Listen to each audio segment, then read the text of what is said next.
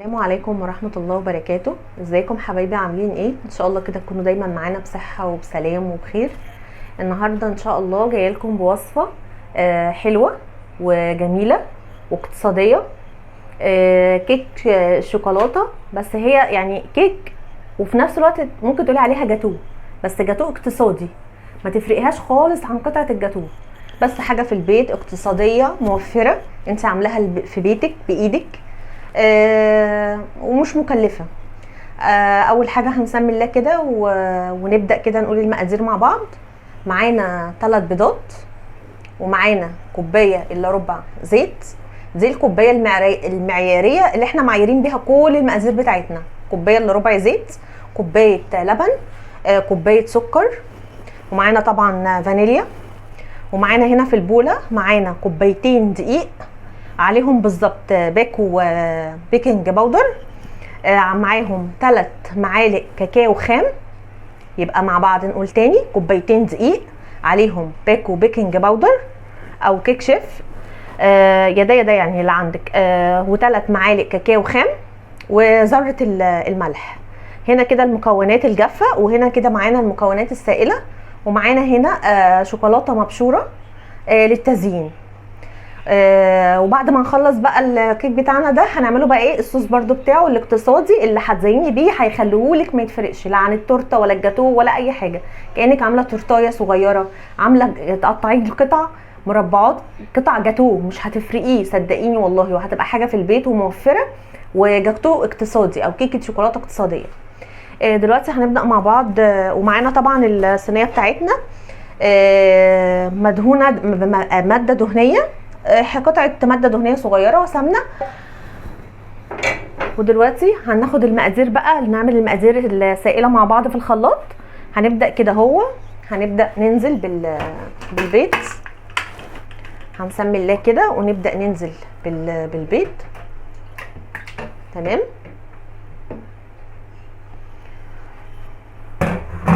وبعد كده هتبداي تنزلي بالفانيليا علشان الزفاره بتاعت البيض. تمام. وهنبدا بقى ننزل بالمكونات مع بعض، وهنبدا كده ننزل بالسكر بتاعنا، كوبايه السكر. تمام. هبدا بقى انا انزل واحده واحده كده بالمكونات بتاعتي واضربها في الخلاط عشان الصوت، ونرجع مع بعض تاني. احنا بقى هنا ضربنا كل المكونات زي ما اتفقنا، المكونات السائله كلها ضرب. تمام. وهنبدا ننزل على المكونات الجافه بتاعتنا زي ما اتفقنا، ان احنا معانا هنا كوبايتين دقيق، عليهم 3 معالق كبار كاكاو خام، معاهم الباكو بيكنج باودر وذره الملح. تبداي كده تسمي الله كده، وتبداي ايه تنزلي على بالخليط بتاعك على المكونات الجافه واحده واحده. نبداوا كده ننزلوا مع بعض، تنزلي كده تدريجي، وتبداي ايه تدريجيا، وتبداي ايه تخلطي تدريجي بالراحه كده، تبداي تخلطي ايه المكونات بتاعتك عشان تمزجي كل الخليط السائل مع الخليط اللي هو ايه الجاف. نبدا كده ايه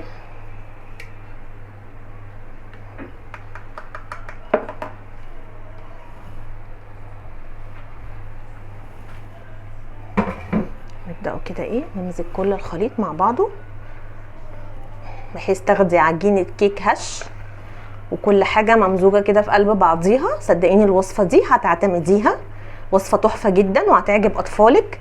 انت عملت لهم الكيك المغذي بايدك بالمكونات بتاعتك البسيطه بتاعت الكيك العادي خالص، وفي نفس الوقت هنزينوها برضو ببشر الشوكولاته كده البسيط مع صوص الشوكولاته الاقتصادي اللي هنعمله مع بعض دلوقتي الموفر.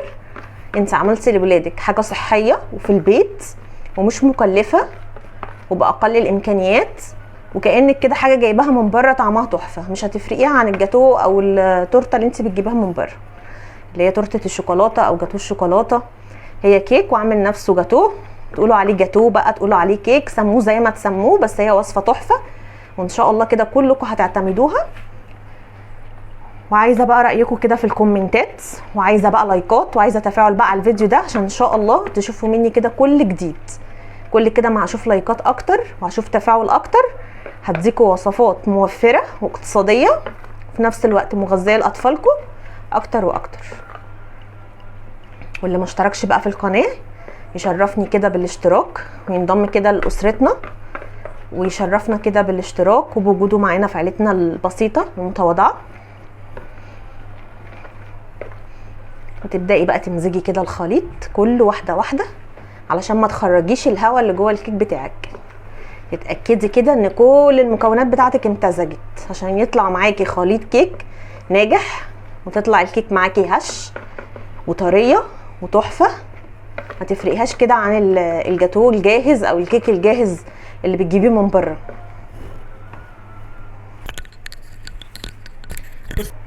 كده ضربنا الخليط معانا ومزجناه كويس جدا. هنبدا بقى ننزل على الصينيه بتاعتنا زي ما اتفقنا.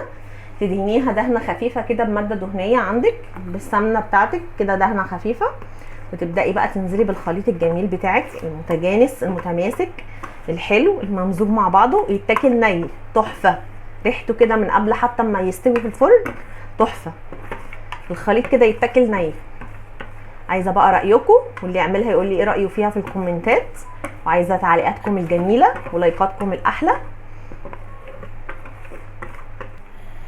بصوا كده احنا خلاص نزلنا الخليط كله معانا. بصي الخليط بتاعك الحلو وجميل ازاي، والكيكه بتاعتك عطشه اللمعه والقوام الحلو. دلوقتي يا حبايبي احنا مع بعض. قبل ما ابدا معاكم في الكيك، انا مشغله الفرن على درجه حراره 180 درجه. هتدخلي كده الكيكه بتاعتك على فرن سخن.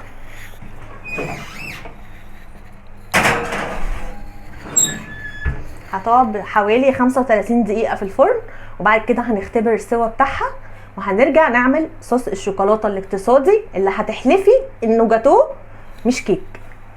دلوقتي بقى هنختبر السوا الكيكه بتاعتنا. هنشوف مع بعض كده السوا بتاعها. هنبدا كده ايه زي ما قلنا مع بعض قبل كده، هنختبر السوا بتاعها. هنشوف السوا بتاع الكيك بتاعنا. هتحطي كده السكينه بتاعتك كده اهو في قلب الكيك. السكينه طالعه زي الفل، يبقى الكيك بتاعتك استوت وبقت زي الفل. هنبدا بقى ندخل الكيك كده نحطها في الفرن. هي كده استوت، بس هنحطها كده تستهدى معانا وتاخد صهد الفرن لحد ما نعمل مع بعض الصوص الاقتصادي الموفر مع بعض. ودلوقتي طلعنا الكيك خالص من الفرن عشان بقى تبرد معانا تستهدى خالص. وهنبدا كده نشغل البوتاجاز بتاعنا علشان نعمل الصوص الاقتصادي الموفر بتاع الكيك او الجاتو بتاعنا الموفر. اول حاجه معانا كوبايه لبن. هتبداي كده تنزلي بكوبايه اللبن. اول حاجه كده ننزل على البارد الاول عشان اوريكم على البارد، وبعد كده ايه نبدا نمزج المكونات، وبعد كده نشغل البوتاجاز مع بعض احسن. دلوقتي احنا هنحط كوبايه اللبن، وبعد كده كوبايه الميه. تمام. ومعانا هنا في الطبق 3 معالق كبار كاكاو خام، معلقه نشا، و3 معالق سكر. يبقى معانا 3 معالق كاكاو خام و3 معالق سكر ومعلقه نشا. هنبدا كده ننزل بهم كلهم كده المكونات كلها. تمام. هنبدا ننزل بالمكونات كده كلها معانا في الطبق. وبعد كده هنبدا بقى ايه نجيب المضرب بتاعنا ونبدا نشتغل كده على البارد. تبداي تدوبي المكونات بتاعتك الاول على البارد. تخلطي كل المكونات كده اهو مع بعض. تبداي تمزجيهم كده. احلى صوص اقتصادي موفر، هيديكي طعم الجاتو، هيديكي طعم الكيكات اللي بالشوكليت اللي بتتباع بره. حاجه انت عاملاها في بيتك ومضمونه وبقلل تكاليف وبقلل امكانيات. احنا ما كلفناش ولا عملنا حاجه، لا كل الحاجات موجوده عندنا في البيت. السكر موجود، الكاكاو موجود، النشا موجود في كل بيت، اللبن، ميه، حاجات متوفره ومتناول ايدي الجميع. يعني حاجه مش مكلفه خالص.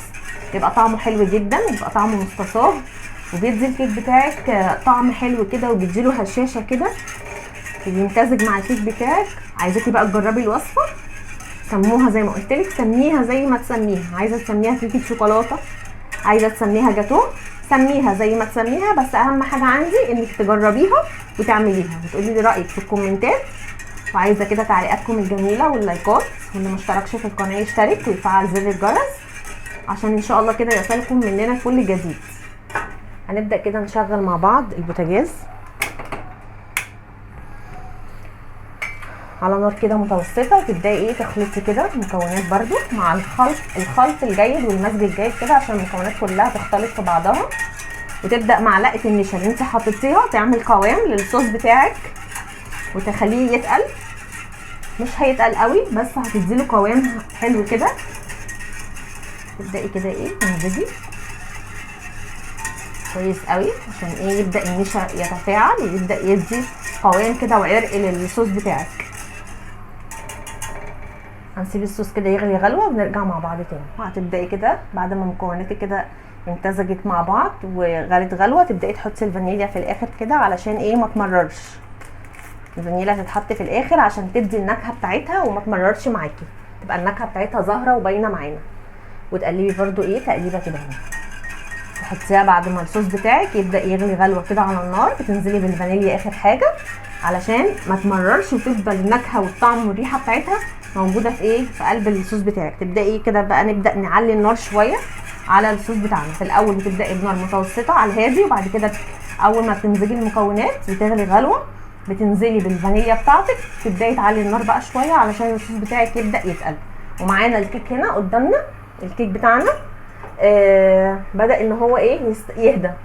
اول ما الكيك بتاعك يهدى هتبدأي على ما الصوص بتاعك يغلي غلوتين كده يكون الكيك بتاعك هدى واستهدى كده من البخار، هتبدأي تقطعيه وتنزلي عليه بالصوص. بس الصوص بقى بعد ما بيغلي ويبدأ كده يتخن معاكي شويه تروحي طافيه عليه لما يديك القوام المظبوط. هتطفي عليه وتسيبيه من 5 ل 10 دقايق يستهدى برده، ما تحطوش هو سخن، لا يبقى الكيك هادي والصوص بتاعك دافي مش سخن. وتروحي خرطه الكيك ونازله عليه بالصوص عشان كل الكيك يتشرب معاكي الصوص بتاعك وتبقى كلها شاربه من الصوص بتاعنا.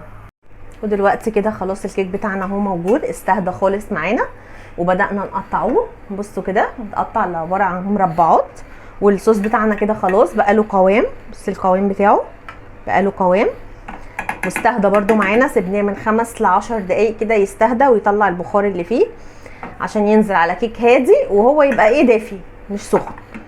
ونسمي الله كده وننزل بالصوص بتاعنا على الكيك بتاعنا. بصي كده الصوص، بصي جميل ازاي، بصي الكيك كله بتاعك نزل عليه الصوص. بصي الصوص بقى بقت تحفه. دلوقتي بقى لما الكيك يتشربها هتبداي بقى ايه تشوفي تحديدات الخرط اللي انت قطعتيها. بصي تورتايه ولا مش تورتايه، ولسه بقى هنزينها مع بعض. هنبدا بقى ايه لما يبدا الصوص كده يتشرب هنبدا نزينها بالبشر الشوكولاته اللي احنا كنا ايه مع عارفينه مع بعض في المقادير اللي انا وريتها لكم في اول الفيديو. كده الكيكه بتاعتنا خلاص خلصت وقطعناها كده قطع. بصي الصوص داخل جوه الكيك ازاي، داخل جوه المسامات بتاعه الكيك، والشوكولاته اللي احنا بشرناه للتزيين عاطي شكل وقوام حلو قوي. وبألف هنا وشفا على قلوبكم مقدما. بصي بقى كيك وعامل نفسه جاتوه وعامل نفسه كيك، سميه زي ما تسميه، اهم حاجه عندي انك تجربيه ويعجبك. وعايزه بقى تعليقاتكم الجميله وكومنتاتكم الحلوه اللي زيكم، واللي مشتركش في القناه يشترك ويفعل زر الجرس. والسلام عليكم ورحمه الله وبركاته.